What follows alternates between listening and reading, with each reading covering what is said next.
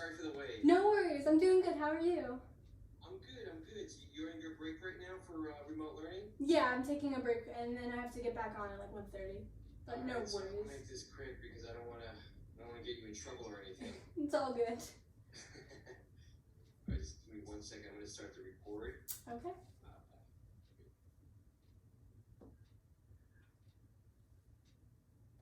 All right. You're in Parsippany right now, right? I am, yeah. Okay. And what grade are you in? I'm in 10th grade. 10th grade. What school do you go to? I go to Morris County Vocational School of Technology. It's in Denville. You studying anything specific? I know you're an artist, right? I am. I'm actually in the Academy of Healthcare. Oh, that's so you want to go into the medical field? Yeah. Okay. And you know what you want to do yet? Not quite. That is not quite determined, but yeah. Is this something that you always wanted, or is this something new as far as your profession? I think I've always wanted to do something medical. I mean, I love the idea of helping people. So when this opportunity arose to go to a school that's designated for that, I mean, it just seems clear. Okay.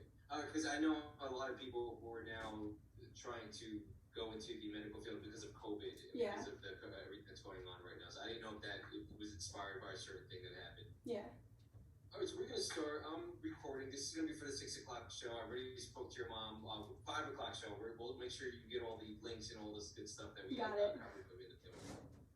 All right, so first of all, Hannah, tell me about your grandfather. I know you guys recently lost him, and my condolences. For those who didn't know him, what was it about him that was so special? And what do you remember most about him? I mean, he was one in a million. He had a heart of gold. His smile was beyond anything. I mean, it's like the most fantastic thing to ever walk into a room. He was the most personable person. I mean, anyone could meet. He could talk to anybody, and I think that his creativity and just who he was as a person. I mean, he was just incredible, and he always had stories. That was his thing. He always told stories. He loved hearing stories, and he was just amazing. Yeah. No, he sounds like an amazing guy. As far as I know, you guys dealt with his passing, unfortunately, and it was due to COVID. Yeah. What was that? How did your family go? I guess get through all that. I think because it was earlier in May, he actually got admitted April 13th, so it was sort of in the beginning, if you will, of when New Jersey started to get worse and worse. There was a lot of panic. There was a lot of pandemonium, if you will, that was happening, so there was a lot more to distract us. I mean, I know my mom, from when she woke up to when she went to bed, she was calling people, and so I don't necessarily think that we dealt with it more than we kind of went through the motions of trying to get him the help that he needed and just trying to get him better. So it was a just step by step, day by day type of situation. Yeah. And so what happened? So he passed, unfortunately, and you really looked at this moment. Obviously, you mourned, but you also you were inspired to put this project together. Now, what gave you the idea to put this digital portrait together of him? Yeah. So I actually did that accidentally. I didn't mean to, make some sort of movement initially or make some sort of project. I was really just messing on my iPad. And I've seen some things similar where you make silhouettes of people, but I thought, like, how cool would it be if someone put the yellow heart, which is the symbol of COVID, in back of them? And so my mom put it on support groups on Facebook, and since then it's just taken off. Were you surprised by that? Yeah, no, I mean... That response? Exactly, yeah, 100%. I definitely was not expecting the amount of positivity and appreciation, and the overall response has been incredible. I mean, I've gotten national, I've gotten international, I've gone all the way over to Europe. And it's something that I'm honored to do because I love being able to tell people stories, but I also adore being able to help families that just need the comfort. And what did you hear from the families? I mean, what was the common thread that you heard from all of them saying that thank you for making me feel what? What were they feeling from these portraits? I think they felt a part of something. I think that the virus has unfortunately put together a group of people that share the common thread of having to lose somebody to in such a way that is just so unorthodox to what we're typically, considered someone passing. And so I think a lot of people have found comfort in knowing that other people have gone through what they have. And I mean, I know I have, because when he did pass and the days prior to it, it feels like you're alone, it's not something that's happened before. And so when you lose someone like that, it definitely makes you feel isolated. So I think people have definitely found a sense of comfort in the community of it, and I love being able to give that to them. No, it's incredible. It really is. And I know in terms of the numbers, I know a lot of people talk about 1% of the people who get COVID die of COVID. That's something that you took issue with, right? Yeah, I did. I think even if it was 1%, which it's not, I think 1% alone should be enough to spark people into doing something, because no life is expensible. And these numbers keep increasing, and I just kept watching people make jokes about it. It's 1% of these people that are dying.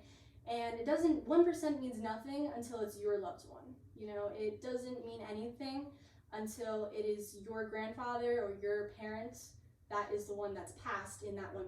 And so I'm trying to help the people that don't necessarily see this virus as the threat it is, visualize the impact that it's had on this, time. No, it's very true, very true. You only feel it until you feel it yourself. You only understand it when you feel it yourself. But as far as the portraits go, how many have you been able to do so far? I have gone over 325 done. Yeah. Only 300? Only 300, I know. I started on August 15th unofficially, and then we started the page on August 16th. And since then, I've just been committed to making as many as I can a day. And what's the long-term goal? Is this something you're going to keep doing? Yeah, the long-term goal is to try and, like I've said, depict the 1% that people claim it to be. These numbers keep increasing daily, and I just went back to school, so I've seen firsthand how people dismiss it.